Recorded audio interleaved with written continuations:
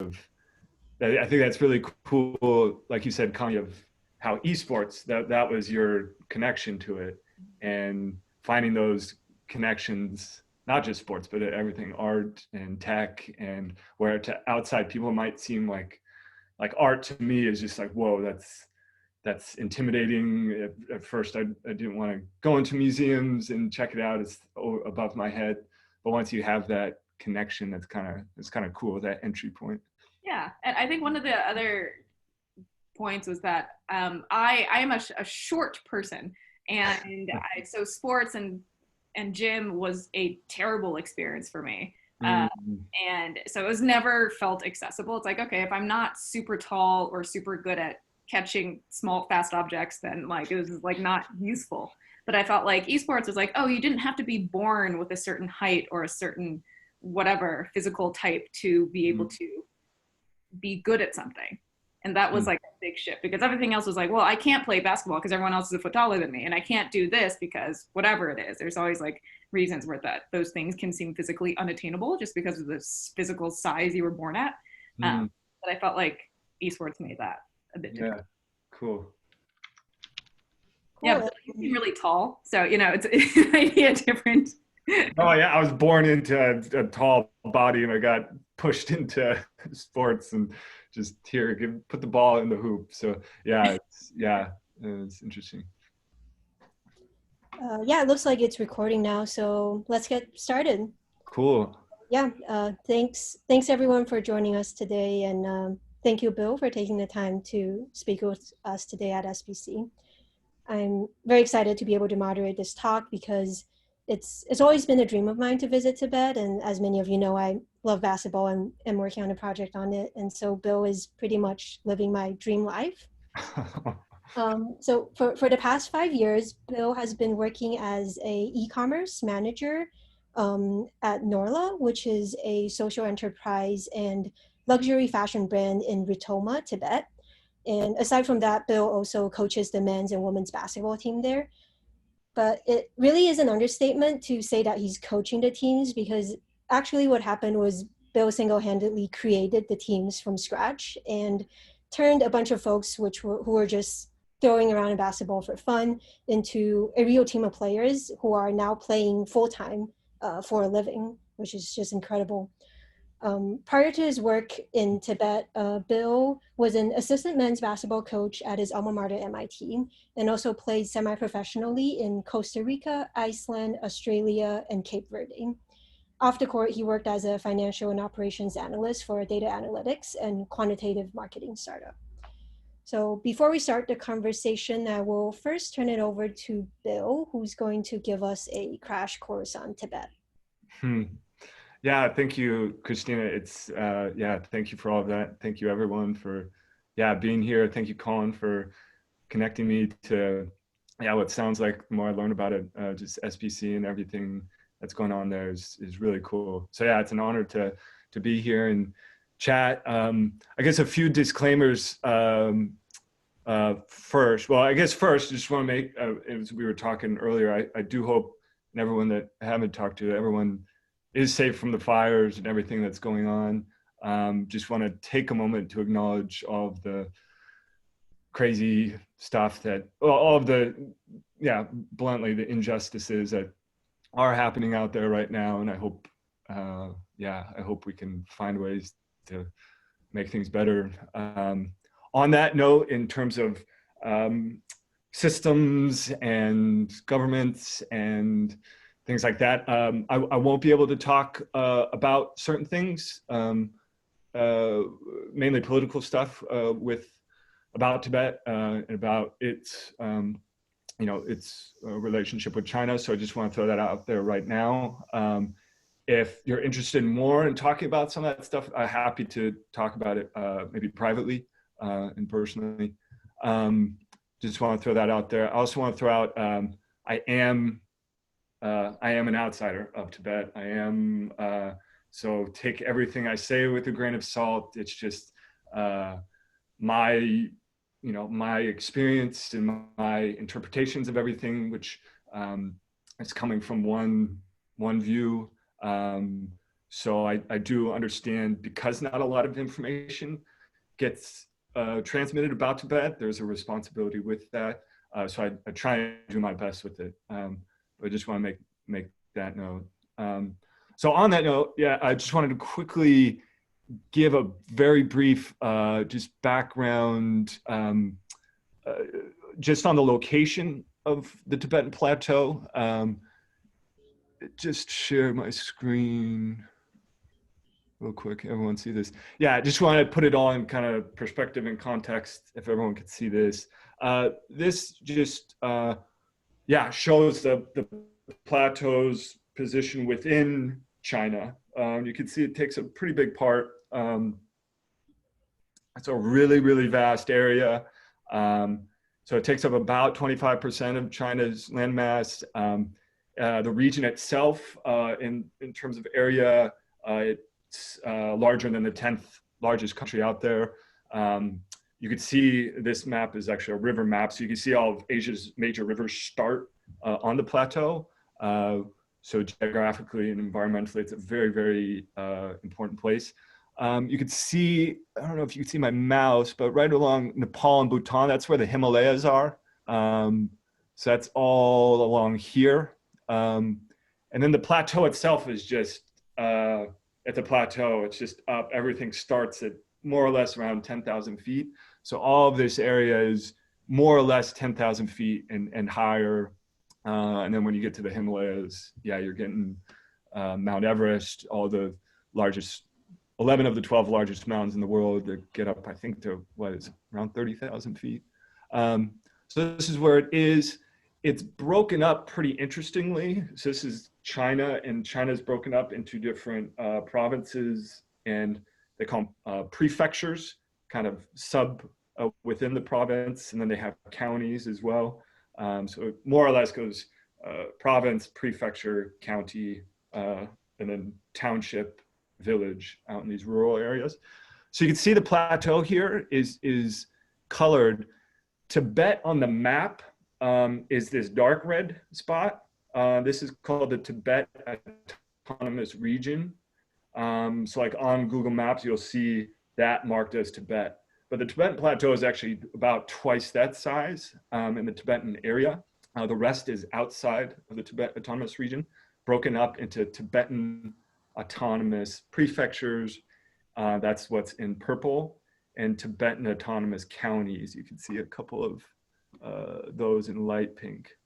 And those are split up across different provinces, across several different provinces outside the Tibet Autonomous Region is considered a province. And then there's Qinghai, Gansu, Sichuan, and Yunnan that it's kind of split up against. So you take a quick deeper look. This is just, again, a breakup of here's the Tibet Autonomous Region, and then here's all these prefectures. And we're in this place called Kanlo. Kanlo in Tibetan, it's called Kanlo Tibetan Autonomous Prefecture out in the northeast. It's called Ganan in Chinese. So that's where we are.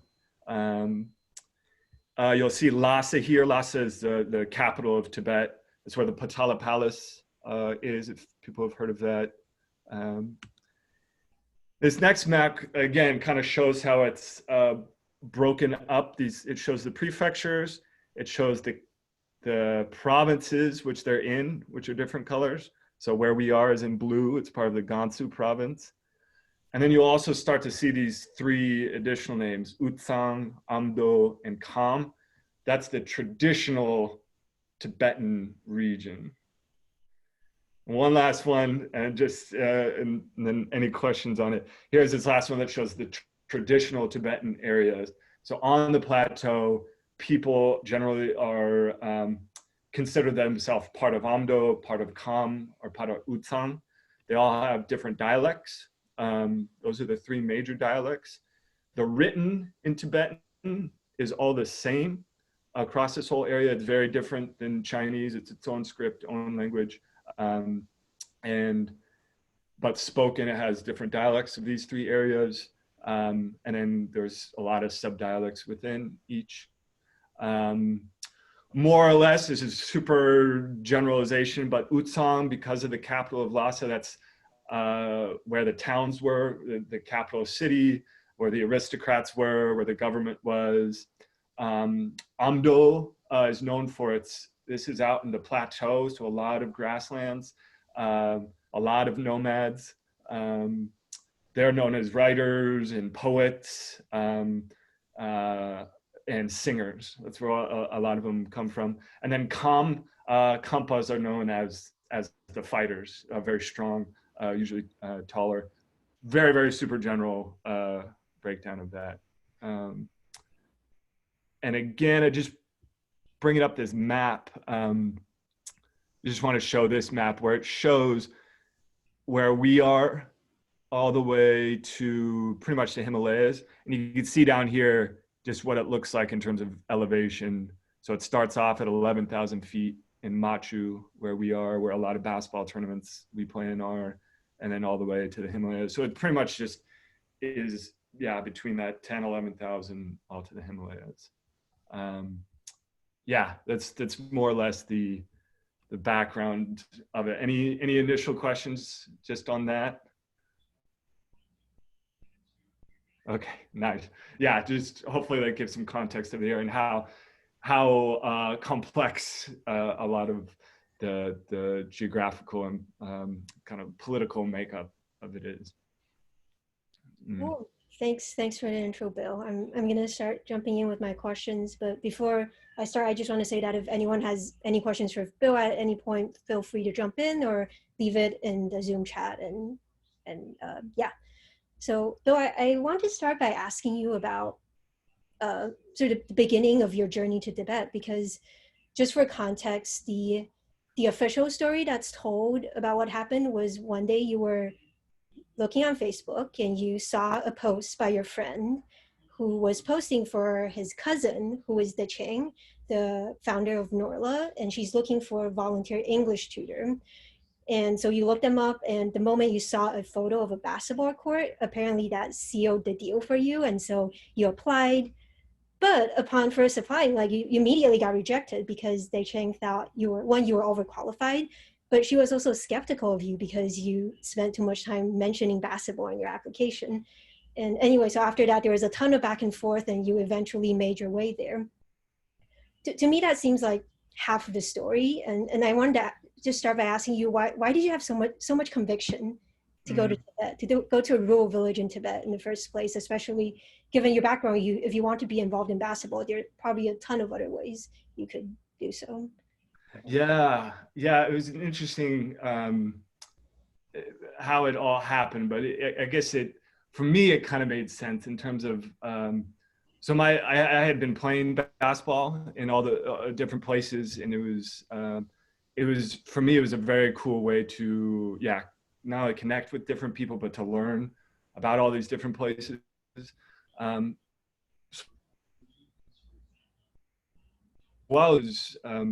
luckily I was able to work remotely then with this company that kind of helped fund it in a sense. I wasn't getting paid a ton, but it was enough to, help make some of this happen. That's why it was more of a semi-professional thing, because the teams I was playing for, I wasn't usually getting much, if anything, in terms of like a contract, or usually there's a place to stay, some food, and maybe I'd get paid a little bit.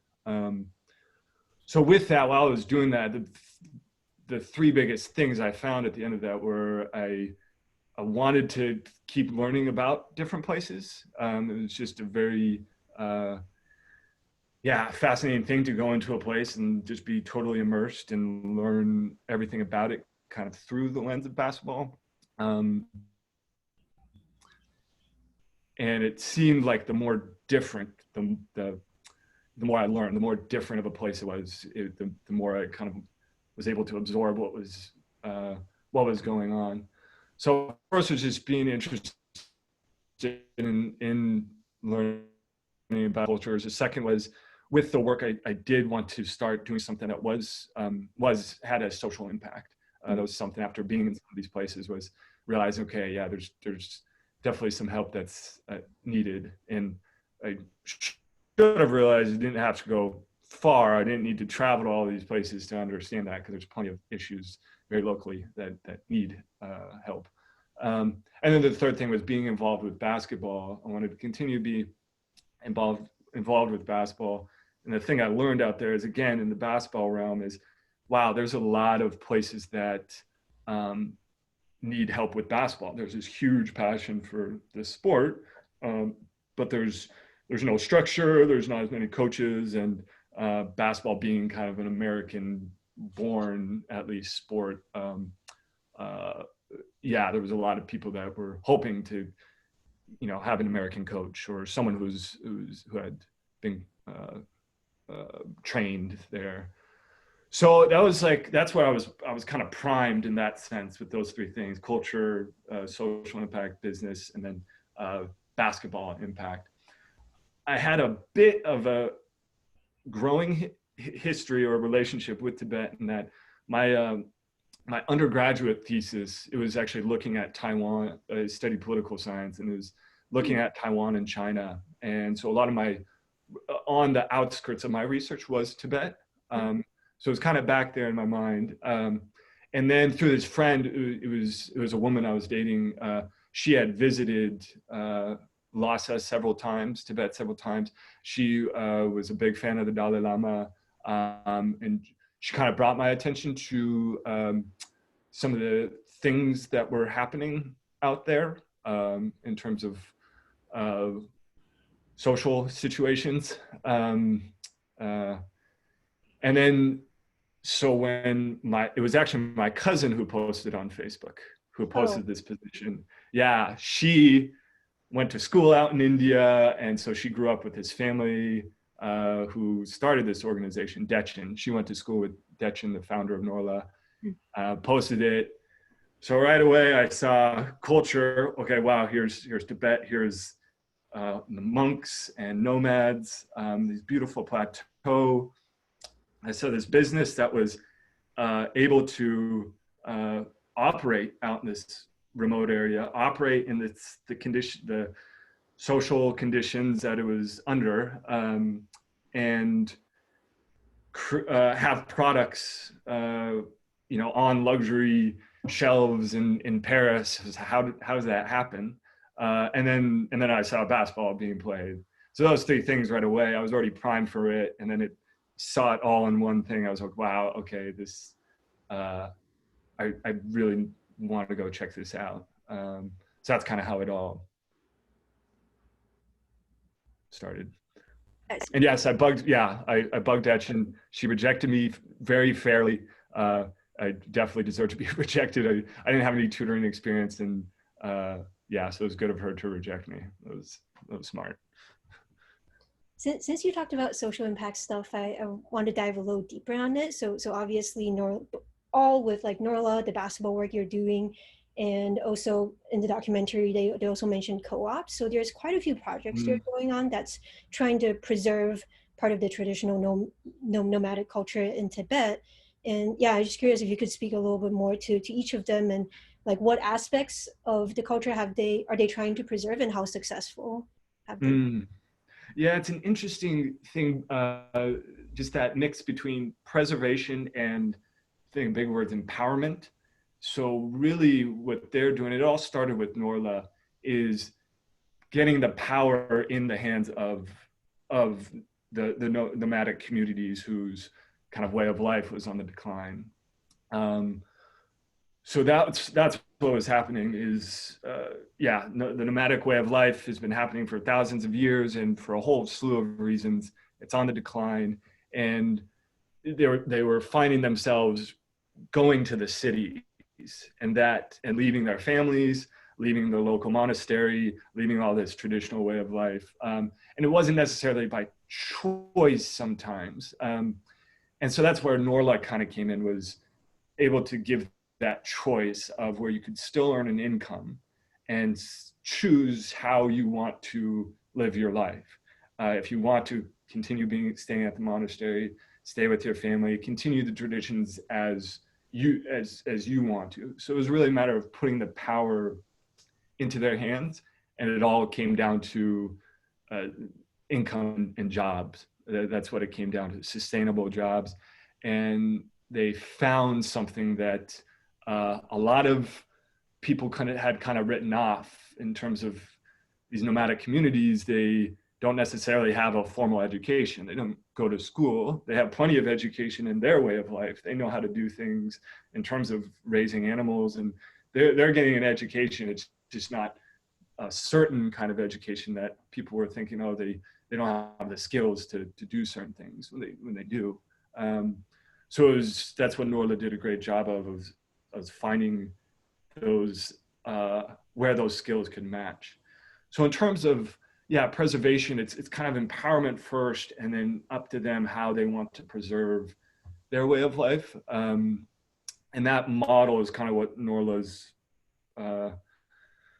doing, and it's being applied to Norden, which is in the hospitality industry. So the same thing, employing nomads, training them, giving them job skills, and then offering a really high quality product. Something that's super authentic, it's made from the heart, and that allows, those higher margins allow for it to be really sustainable. And and then the same with the co-op. The co-op, their big thing is making cheese right now, yak cheese. So that's kind of been their goal, is really empowerment through job creation, and doing it in a really kind of conscious way where the owners aren't making millions and millions of dollars, and the customer isn't receiving a really, really, the lowest price product, where the makers are getting squeezed in the middle with nothing. It's really empowering the maker, creating a really beautiful, sustainable product for the customer, and the owners just being a part of it as well. They're not in it to, there's a social capital that they're getting instead of necessarily financial capital in terms of return on investment. What are some of the major challenges for these efforts? Because I imagine it's not all smooth sailing. Oh gosh, yeah. That's why I hope Detchen can come talk someday, because she's the mastermind behind it all. And what she's had to face building this company over the last 13, 14 years. So I'm only kind of coming in at a time where it came onto e-commerce, which was great timing. It's so I can talk about the ones I face, and the biggest one in terms of, for me, is, I guess, things like language is certainly a barrier. What's cool about basketball is there's a lot that can be communicated without language, which is really cool. There's trust that can be built pretty quickly, and a sense of community. But in terms of getting more technical things and really getting to deeper conversations, the language. And it's tough with different dialects and the subdialects, and even the subdialects, there'll be people from the same village who may have a different word for the same thing, and there's no Duolingo or anything like that. So that's certainly been a challenge. Actually, with the basketball, some terms haven't been created yet. So people who are familiar with a screen, like setting a screen, which is where a big guy usually comes and makes a wall against another defender. And so we just had to make it up on the spot. Okay, let's call it, what's the word for wall? We'll just call this wall.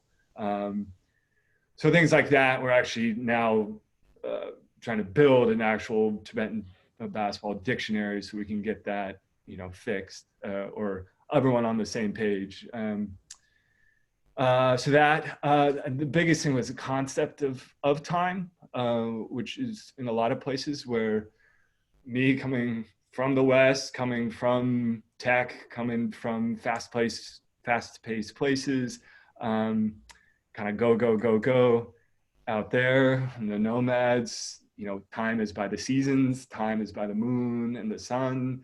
No one's checking their watches. So when I say basketball practice starts at 5 p.m., like that's, it's different. It's not a thing. So dealing with that, tournaments, they say would start at, 6 p.m. and then it ends up starting at 10 p.m.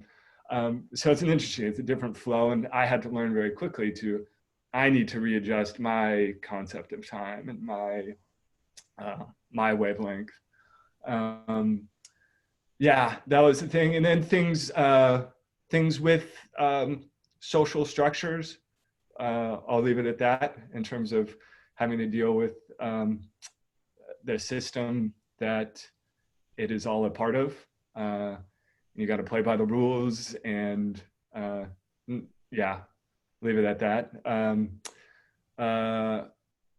Yeah, so those the big ones, and luckily they were very patient with me. Everyone out there is very patient with me in terms of adjusting to all of that, and where we can find that mix of kind of two worlds. Yeah. And you're very patient with them too. So. Oh, I try to be. I wasn't patient with the refs a lot. There's a lot of. I didn't think I could get that way. It's funny because like in those moments where you can't speak the same language, and then, yeah, I got upset at the refs sometimes, but I shook their hands afterwards. So you've been here for over 5+ years now, and I think in an interview you mentioned you're definitely in it for the long haul. At which point did you make that decision? Well, was it very early on, or was there some sort of turning point that? Yeah, I mean, early on it was definitely, all right, I'm all in. This is really, for me, what I'm getting out of it is just, it's kind of a constant learning that the culture is so deep on so many different levels, and the basketball is really interesting. So for me, it's great. And then it's just constant kind of sensory overload out there. In terms of long haul, I guess the plan has always been as long as needed, as long as because the whole point is, again, to get it in their hands and to train the players so they can become coaches. So I think I'd like to be there as long as it's as needed, and assistance is needed with the basketball and the e-commerce. And I guess, yeah, that point where I wanted to be there was on that initial trip, just seeing the amount of excitement from the team, like a team formed. And I should preface this, I didn't create a team. The basketball has kind of been there for a while. We created kind of all of us kind of created a more formal type team. So with trainings and, yeah, people getting paid and things like that. So we just kind of just adjusted there, but it's been there. So that excitement, the community's excitement, and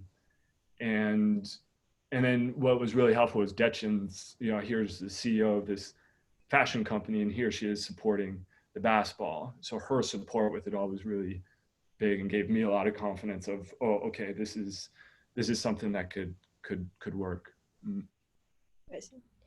I see that Connie posted a great question. Connie, do you want to go ahead and ask your question? Really curious. I love the photo of you. I haven't seen the documentary. I'm really excited to hear there is one. Would love to watch it.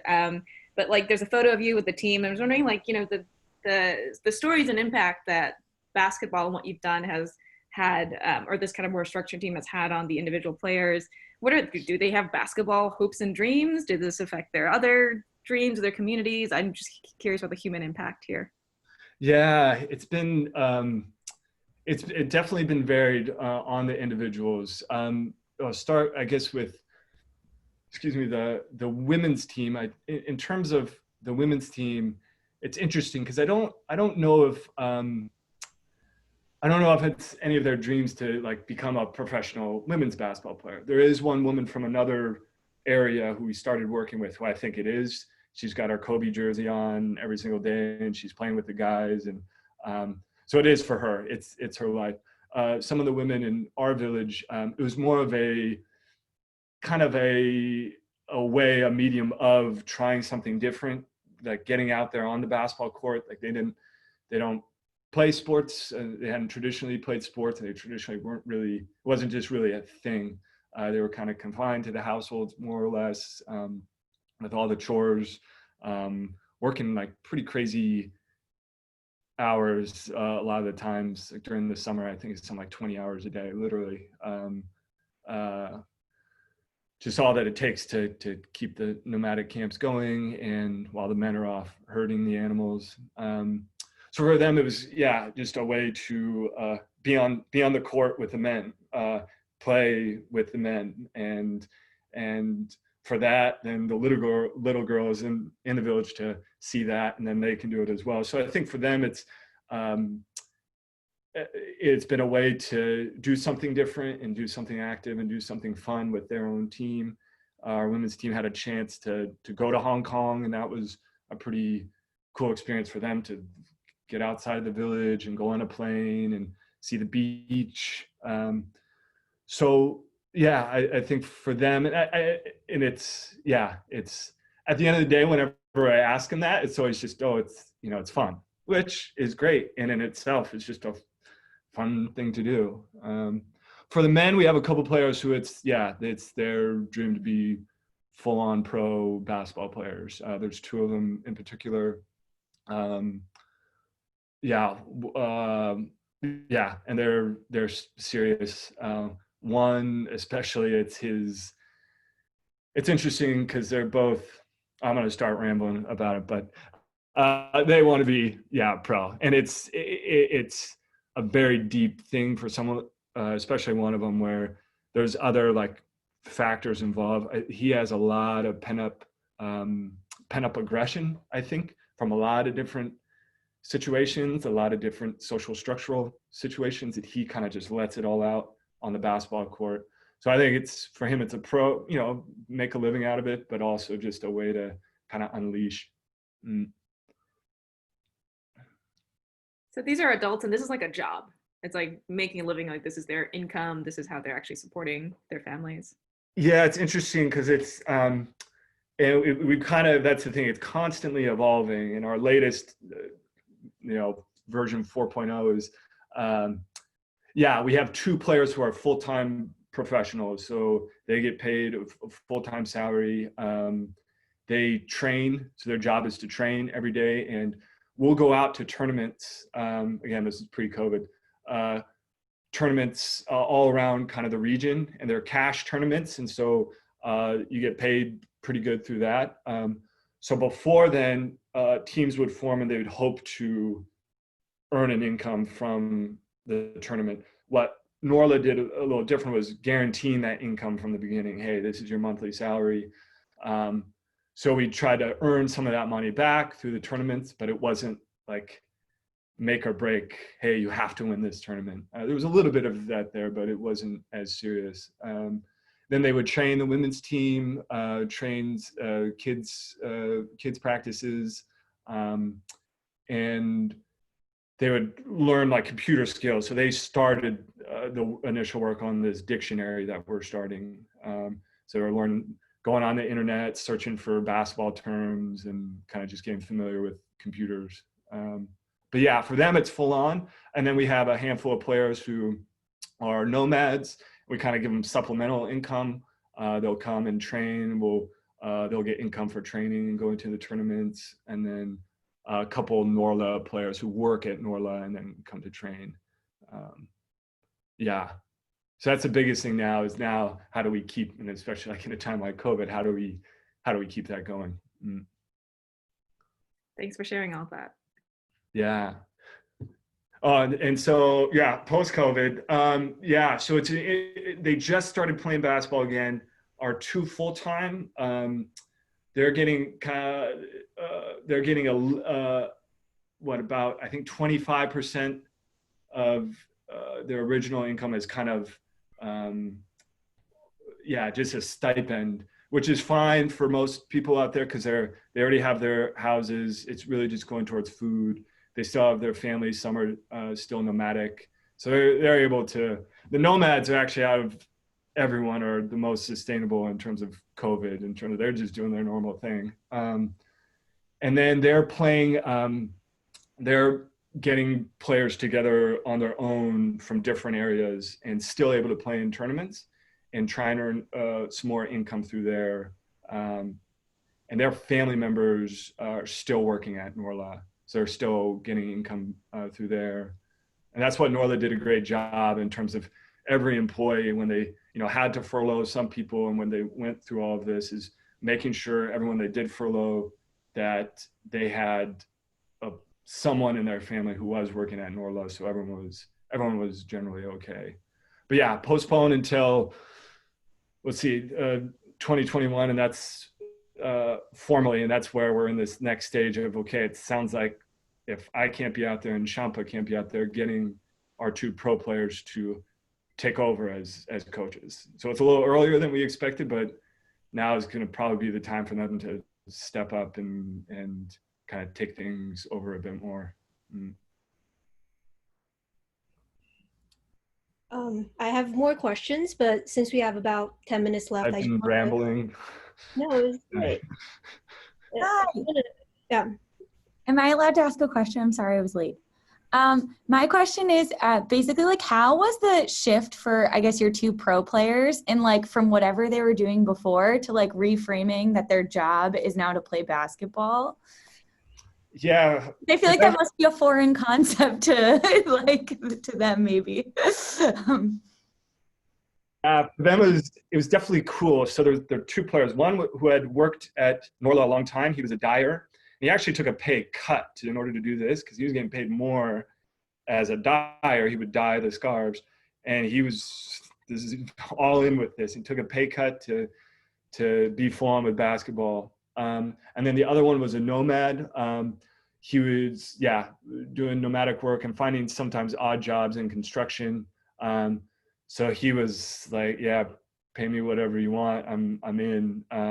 But so for those 2, it was good. It was a great deal. And it's, even for me, I was like, wow, it's a rare thing to just fully basketball, which I have my concerns with in terms of, and that's the hope for the future, where we're getting more, they're not just doing basketball, because there has to be this other educational side, vocational skills training that needs to happen. Yeah, they were pumped.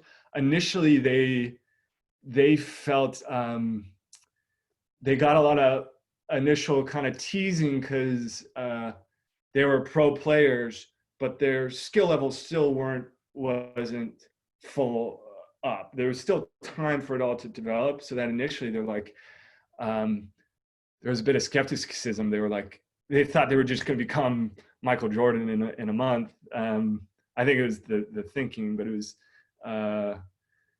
after time now, then they really started to do really well and started to get known around the area. And I think then it really showed. And I think it's showed now when the basketball's taken away and the tournaments are taken away, how painful it is, but also 2, to show, hey, you need to have those other skills developing, and you need that.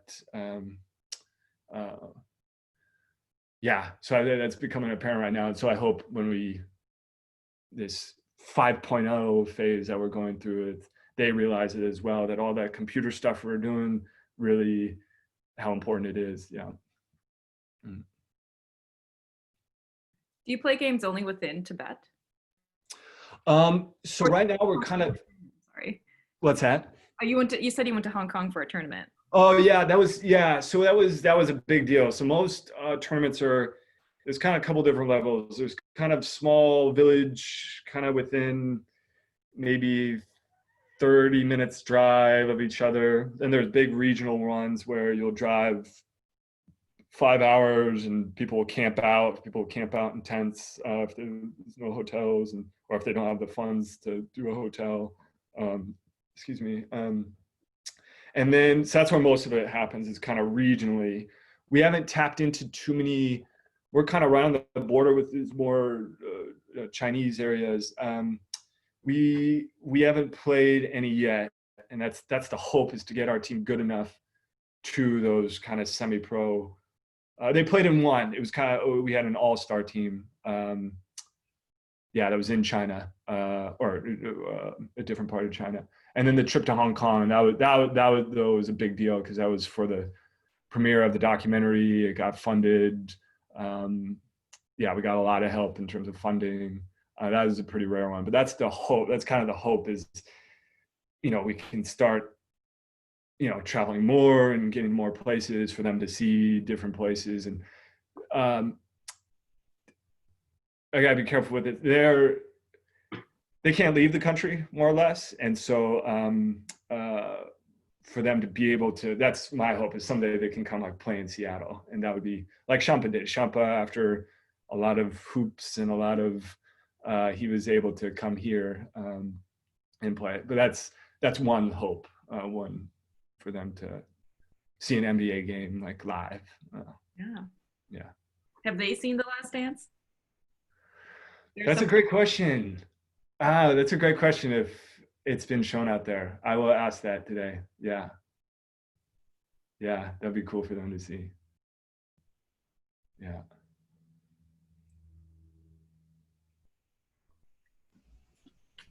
Anyone else have questions? If not, I'll jump in with one of mine.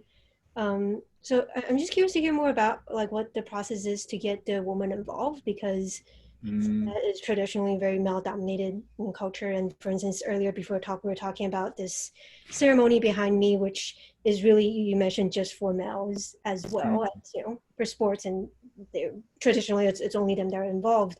Did you face any pushback?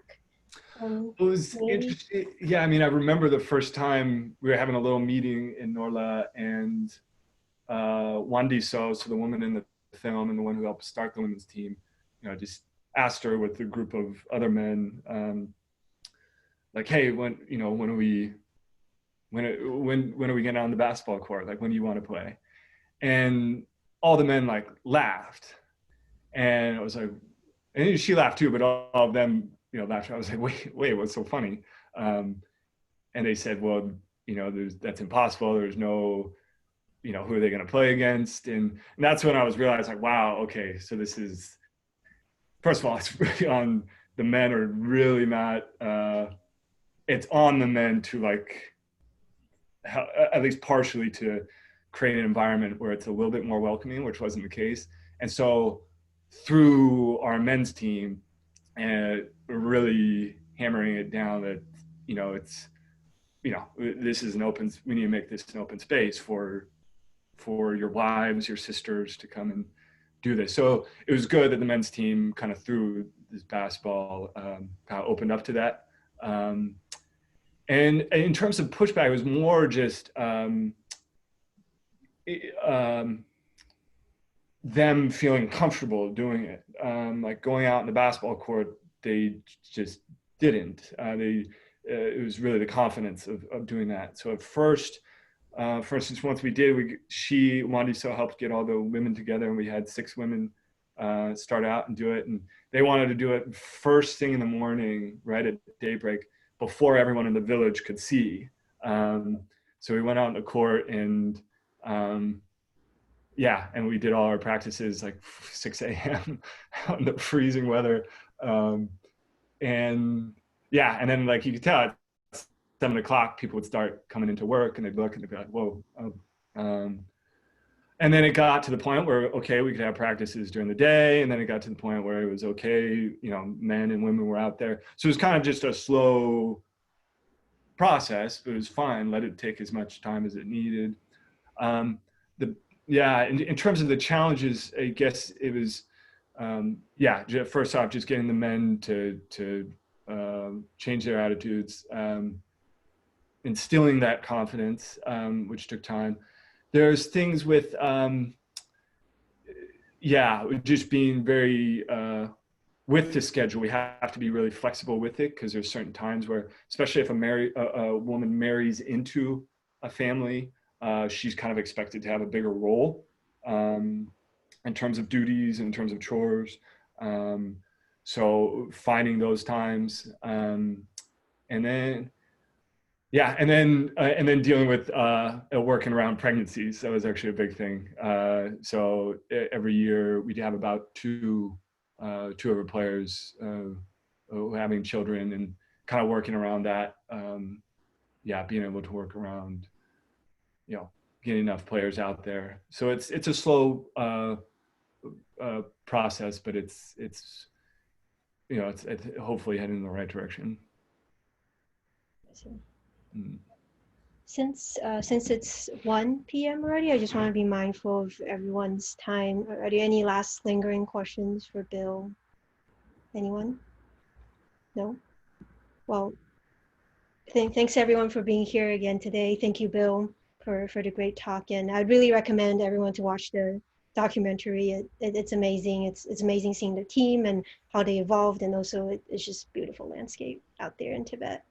And yeah, thank you, Christina. Thank you, everyone. I wanted to shoot out that, I don't know if the link to the article was sent out. It kind of gave an update of since the film was, I think, was 2016.